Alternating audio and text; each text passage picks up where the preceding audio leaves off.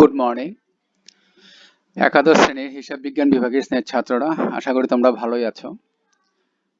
তোমাদের জাবেদা শ্রেণী বিভাগ এগুলো আমি শেষ করে দিয়েছি, কারণ এগুলো কিন্তু কুইজে আছে এবং খতিয়ানা কুইজে আছে। তবে খতিয়ান আমি দেখিয়ে দিচ্ছি এই জন্য যে খতিয়ান তোমরা করেছো কিভাবে করেছো। ওই জাবেদা শ্রেণী বিভাগের মধ্যে সাধারণ খতিয়ান, সাধারণ খতিয়ান, সহকারী খতিয়ান তোমরা করেছো, আমি করিয়ে দিয়েছি। তারপরে যেহেতু খতিয়ান আলাদাভাবে করতে হবে, সেটা আমি করিয়ে দিচ্ছি। আর পরীক্ষায় আমি যা যা করিয়েছি সেইখান থেকেই কোশ্চেন হবে। আমি একটা তোমাদের কোশ্চেন আমি দেখিয়ে দেবো, একটা প্যাটার্ন এই খতিয়ানটা শেষ হওয়ার পর। সেটা যদি তুমি সেই দেখো, সেই প্যাটার্ন অনুযায়ী পড়ো, তাহলে তুমি পরীক্ষাটা ভালো করতে পারবে। আর খতিয়ান কিন্তু ক্লাস 9-10 করে আসছো, যেহেতু করে আসছো, এখন যদি ভুলে যেয়ে থাকো, অনেক হয়তো ভুলে গেছে, তবে এখন যে আমি করাচ্ছি সেটা দেখলেই তোমাদের মনে পড়ে যাবে। আচ্ছা দেখো, খতিয়ানটা কি? কোনো কারবার প্রতিষ্ঠানের যাবতীয় লেনদেন সমূহকে সংক্ষিপ্তকারে শ্রেণীবদ্ধভাবে বিভিন্ন শিরোনামে বিভক্ত করে পাকাপাকিভাবে যে বইতে লিপিবদ্ধ করা হয় তাকে খতিয়ান বলে। মানে কোনো কারবার প্রতিষ্ঠানের যাবতীয় লেনদেন সমূহকে, যে লেনদেনগুলো আছে, লেনদেন সমূহকে সংক্ষিপ্তকারে শ্রেণীবদ্ধভাবে বিভিন্ন শিরোনামে বিভক্ত করে পাকাপাকিভাবে যে বইতে লিপিবদ্ধ করা হয় তাকে খতিয়ান বলে। মানে পাকাপাকিভাবে যে বইতে লিপিবদ্ধ করে সেটা হচ্ছে খতিয়ান। কোনো লেনদেন সংগৃহীত হবার পর প্রথমে জাবেদা লিপিবদ্ধ করা হয়। কোথায়? প্রথম জাবেদা লিপিবদ্ধ করা হয়, তারপর উহা জাবেদা হতে খতিয়ানে স্থায়ীভাবে ও শ্রেণীবদ্ধভাবে পাকাপাকিভাবে লেখা হয়। স্থায়ীভাবে এবং শ্রেণীবদ্ধভাবে লিপিবদ্ধ করা হয়। হ্যাঁ, কোথায়? খতিয়ানে। আচ্ছা, প্রথম কি? লেনদেনগুলা ঘটনা ঘটবে, ঘটনা থেকে লেনদেন আমরা বের করলাম। লেনদেনটা আমরা প্রাথমিক বই বা জাবেদা লিপিবদ্ধ করব। সেখান থেকে আলাদা আলাদা শিরোনামের অধীনে, যেমন নগদান হিসাব, ব্যাংক হিসাব, বিক্রয় হিসাব, ক্রয় হিসাব, আলাদা আলাদা শিরোনামের অধীনে আমরা স্থায়ীভাবে পাকাপাকিভাবে রাখবো, সেটাই হচ্ছে তোমার খতিয়ান। আচ্ছা, খতিয়ানের উদ্দেশ্য দেখো কি? স্থায়ী ও পাকাপাকিভাবে হিসাব সংরক্ষণ, শ্রেণী বিভাগ, তারিখের তারিখের তারিখ অনুযায়ী লিপিবদ্ধকরণ, সঠিক ও সুষ্ঠুভাবে হিসাব সংরক্ষণ, উদ্বৃত্ত নির্ণয়, গাণিতিক শুদ্ধতা যাচাই, আর্থিক বিবরণী প্রণয়নের সাহায্য, ভুল ত্রুটি ও জালিয়াতি রোধ। এটা হচ্ছে তোমার কি খতিয়ানের উদ্দেশ্য। হ্যাঁ, কেন খতিয়ানটা আমরা কি কারণে খতিয়ানটা রেখে থাকি, কি উদ্দেশ্যে? শ্রেণী বিভাগ করি, তারপর স্থায়ীভাবে পাকাপাকিভাবে রাখি, তারিখ অনুযায়ী রাখি, সঠিক ও সুষ্ঠুভাবে রেখে থাকি, উদ্বৃত্ত নির্ণয় করে, গাণিতিক শুদ্ধতা যাচাই করা যায় সেটা দিয়ে, আর্থিক বিবরণী প্রণয়নে সাহায্য করে, ভুল ত্রুটি ও জালিয়াতি রোধ করে যদি আমরা খতিয়ানটা করি। তাই খতিয়ানটা কি? জাবেদা ঘটবে, জাবেদা থেকে আমরা আলাদা আলাদা শিরোনামের অধীনে স্থায়ীভাবে বা পাকাপাকিভাবে রেখে থাকি, যাতে আমরা পরবর্তীতে সেখান থেকে হিসাবটা খুব সহজেই জানতে পারি। এবং এই উদ্দেশ্যগুলো তোমাদের আছে, সেই উদ্দেশ্যগুলো আমরা দেখলাম। এখন আমরা সরাসরি খতিয়ানে চলে যাব, দেখি কি বলেছে। 2011 সালের 1 জুলাই আরাফাত নগদ 50,000 টাকা ও 30,000 টাকার ব্যাংক জমা নিয়ে ব্যবসা আরম্ভ করলেন। জুলাই 2 নগদে ক্রয় 20,000 টাকা। জুলাই 3 নগদ বিক্রয় 25,000। জুলাই 4 প্রবালের নিকট হতে পণ্য ক্রয় 20,000 টাকা। জুলাই 7 মিজানের নিকট পণ্য বিক্রয় 30,000 টাকা। জুলাই 8 ব্যাংক হতে অফিসের প্রয়োজনে উত্তোলন করা হলো 8,000 টাকা। জুলাই 12 মিজানের নিকট হতে পাওয়া গেল 8,000 টাকা। জুলাই 16 চেকে ভাড়া প্রদান 3,000 টাকা। জুলাই 30 বিজ্ঞাপন খরচ প্রদান 2,000 টাকা। তাহলে কিন্তু আমরা কি কিছু লেনদেন আমরা দিয়ে দিলাম। হ্যাঁ, এই লেনদেনগুলো থেকে আমরা খতিয়ান করব। আচ্ছা, খতিয়ান দেখো এখন কি? আরাফাত হিসাব বই, খতিয়ান, নগদান হিসাব।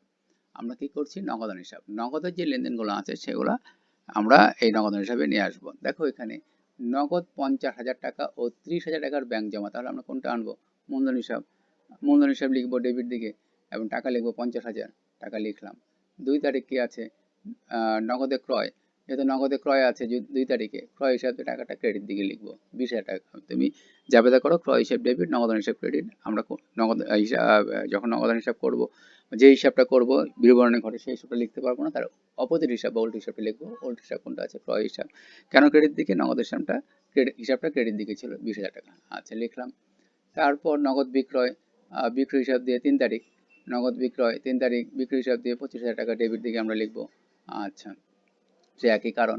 তারপর 4 তারিখ এবং 7 তারিখ, এই দুটা হচ্ছে ধারে ক্রয়, ধারে বিক্রয়, এটা আসবে না। ব্যাংক হতে অফিসের প্রয়োজন উত্তোলন করা হলো, জাবেদা করো মনে মনে, নগদান হিসাব ডেবিট, ব্যাংক হিসাব ক্রেডিট। তাহলে ব্যাংক হিসাবটা কোথায় লিখবো? ডেবিট দিকে। এই ব্যাংক হিসাব ডেবিট দিকে লিখলাম 8,000 টাকা। হ্যাঁ, ব্যাংক হিসাব ডেবিট দিকে লিখলাম 8,000 টাকা। তারপর মিজানের নিকট হতে পাওয়া গেল, তাহলে মিজান কি দেনাদার, তাহলে দেনাদার হিসাব কারো কাছ থেকে পাওয়া, মিজানের কাছ থেকে টাকা পাওয়া ছিল, মিজানের কাছ থেকে টাকা নিলাম, মিজান দেনাদার হিসাব, তাহলে দেনাদার হিসাব দিয়ে ডেবিট দিকে তোমার 8,000 টাকা লিখলাম, এই 8,000 টাকা। আচ্ছা, 30 তারিখ মনে হয় আছে চেকে ভাড়া, বাড়ি ভাড়া প্রদান প্রদান এটা কিন্তু আমরা লিখবো না, কারণ এটা ব্যাংক হিসাব হবে, ব্যাংকে এটা চেকে আছে। আর বিজ্ঞাপন খরচ প্রদান যাবে করে মনে মনে, বিজ্ঞাপন হিসাব ডেবিট, যদি ঠিক মতো বুঝতে না পারো, নগদান হিসাব ক্রেডিট, তাহলে আমরা বিজ্ঞাপন হিসাবটা ক্রেডিট দিকে লিখবো। কত? 2,000 টাকা। তাহলে দেখো এবার ব্যালেন্স করব, ব্যালেন্স করব। ডেবিট দিকে কত আছে? ডেবিট দিকে আছে 91,000 টাকা, ডেবিট দিকে আছে 91,000 টাকা, ক্রেডিট দিকেও আমরা 91,000 টাকা লিখে ব্যালেন্স, ব্যালেন্স সিডি কত হবে? 69,000 টাকা। তাহলে ব্যালেন্স বিটি কত হয়ে গেল? ব্যালেন্স বিটি হয়ে গেল 69,000 টাকা। আচ্ছা, তাহলে আমার 91,000 টাকা আমার হলো ডেবিট দিকে, এবং ক্রেডিট দিকে আমার ছিল 20,000 টাকা আর 2,000 টাকা, তাহলে কত দিতে হবে? 69,000 টাকা। তাহলে ব্যালেন্স সিটি হয়ে গেল 69,000 টাকা, আর ব্যালেন্স বিটি আমি দিয়ে দিলাম 1 তারিখে 69,000 টাকা। তারপর ব্যাংক হিসাব যখন আমরা করব, ব্যাংক হিসাব দেখো, ব্যাংক হিসাব কি বলেছে?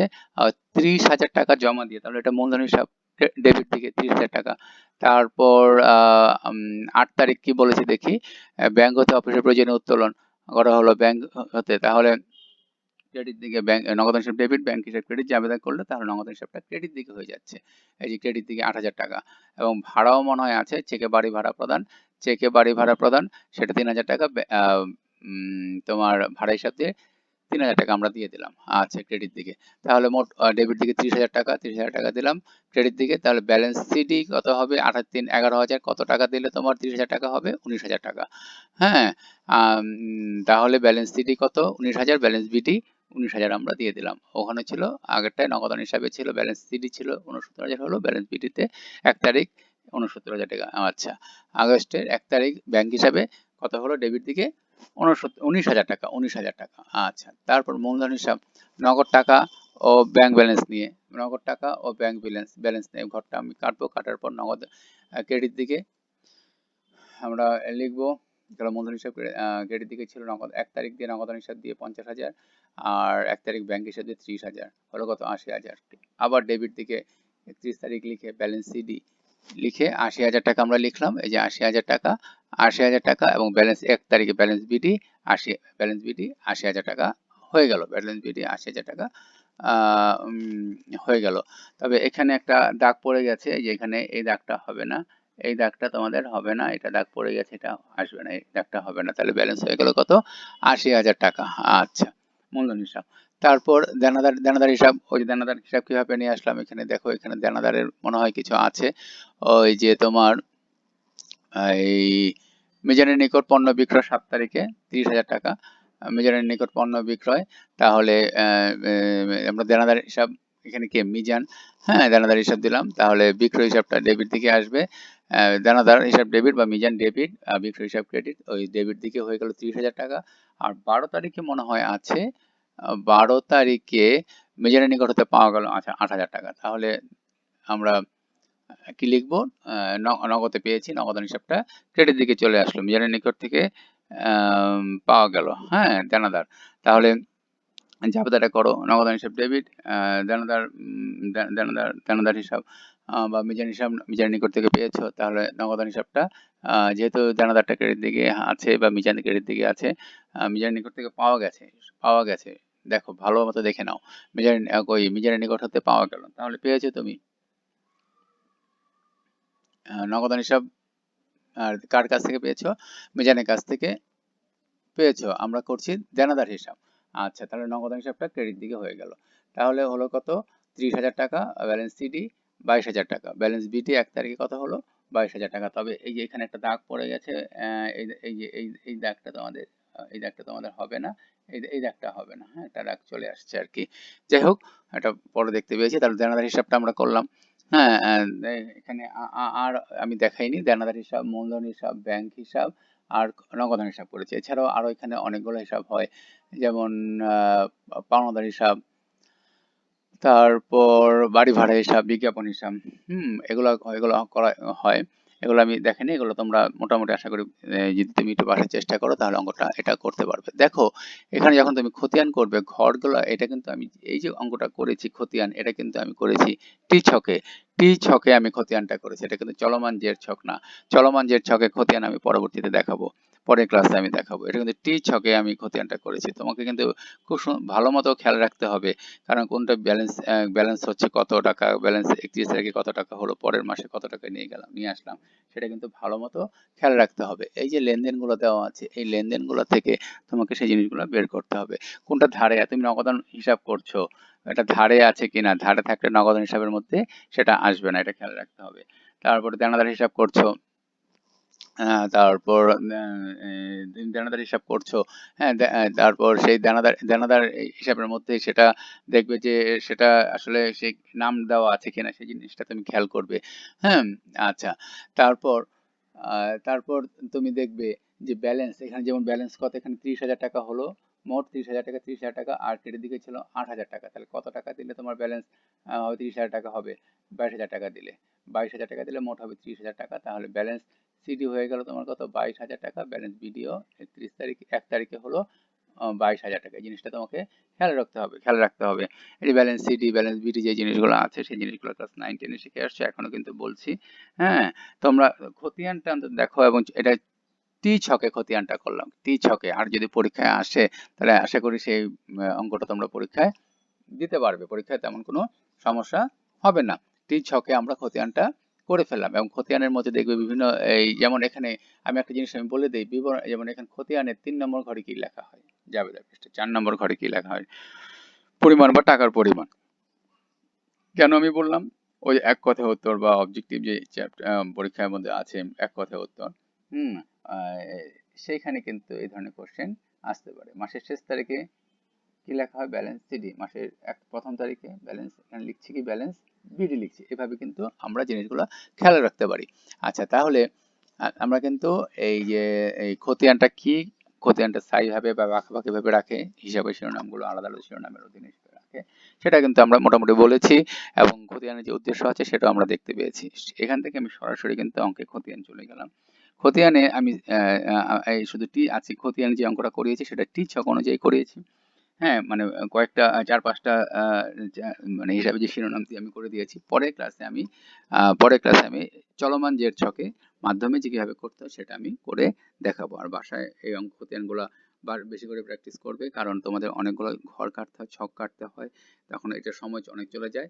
এই জন্য বারবার বাসায় ছক কেটে প্র্যাকটিস করো, তাহলে তোমার তোমার পরীক্ষার সময় যে সময়টা থাকবে সেই সময়ের মধ্যে তুমি অঙ্কটা করতে পারবে, তোমার কোনো সমস্যা হবে না। তাই বাসায় কিন্তু অঙ্কগুলো দেখতে থাকবে।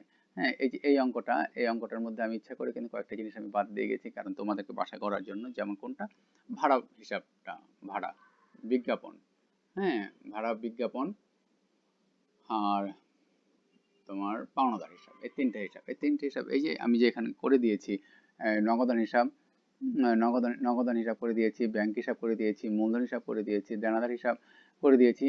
হ্যাঁ, এই যে হিসাবগুলো করে দিয়েছি, এগুলোর সাথে এগুলো দেখলে তুমি পাওনাদার হিসাব, ওখানে পাওনাদার হিসাব আছে, ভাড়া হিসাব আছে, আর বিজ্ঞাপন, এই কয়টা তুমি নিজেরাই তুমি করতে পারবে আর কি। যাই হোক, তোমরা এই অঙ্কগুলো বাসায় ভালো মতো দেখতে থাকো, কারণ তোমরা পরীক্ষার রুটিন পেয়ে গেছো। সেই রুটিন অনুযায়ী তোমাদের কিন্তু পরীক্ষা হবে, যেভাবে যেভাবে ব্রাদার বলেছেন ঠিক সেভাবেই পরীক্ষাটা হবে। আর তুমি যদি এই যে পড়াগুলো ভালো মতো পড়ে ফেলো বা বাসায় করে ফেলো, তাহলে আর বইটা একটু দেখো, তাহলে পরীক্ষা তোমাদের খুব ভালো হবে। তোমাদের ভয়ের কোনো কারণ নেই, তোমরা ভয় পাবে না। একদম সিম্পল ভাবে পরীক্ষাটা নাও, যে সহজ যে পরীক্ষা তুমি সবই পারো, সহজ ভাবে নাও, তাহলে তোমার পরীক্ষা অবশ্যই ভালো হবে। অঙ্কগুলো প্র্যাকটিস করতে থাকো, বাসায় দেখতে থাকো, বারবার দেখো, তাহলে তোমাদের পরীক্ষা খুবই ভালো করতে পারবে। যাই হোক, তোমরা ভালো থাকো, সুস্থ থাকো। ধন্যবাদ সবাইকে।